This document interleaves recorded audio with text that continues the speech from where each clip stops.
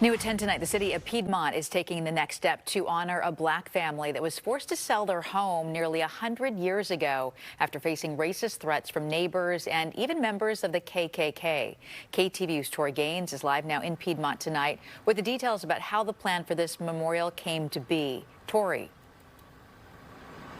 Julie, we're here on Wildwood Avenue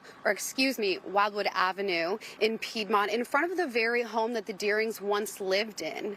And if you take a look, you can even see that it's still standing. It's the same structure. We spoke with the current homeowner this afternoon, and he tells us that he didn't even know about the checkered past of the home, though he raised his kids here, until 2020.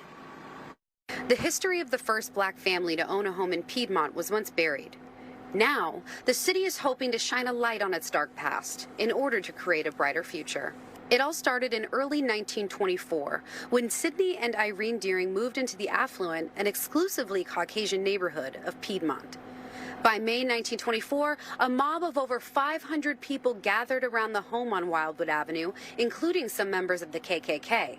The mob ultimately forced the family to sell. We're the first black family who lived in our community, who were pushed out of our community, and yet their descendants live on and thrive in nearby communities and throughout the country. Now, the City of Piedmont has commissioned Oakland-based Hood Design Studio to develop a memorial at the park across from the family's old home, now known as Deering Park. The process for design in my studio at Hood Design, it's always been an inclusive process, and no matter what project we're working on, it's really about place and people.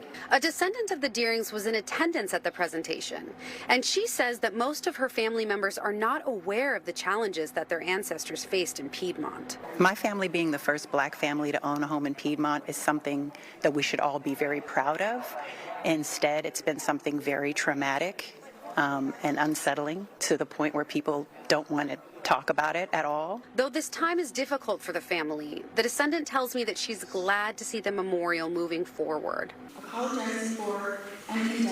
What I appreciate is the City of Piedmont recognizing what they did and how wrong it was. There's more resources, so they can be louder, they can tell a more inclusive story, but they could actually become almost a beacon for how other communities might want to do it in our Bay Area.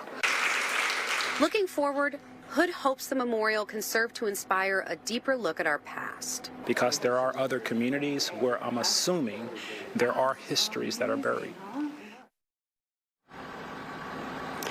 And that descendant of the Deering family told us today that though she's happy to see the city trying to make amends for what happened, it's still a very tough and complicated time for her family.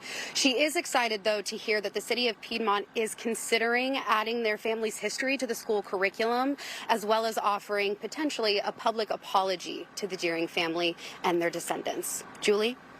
Tori Gaines live in Piedmont for us tonight. Tori, thank you.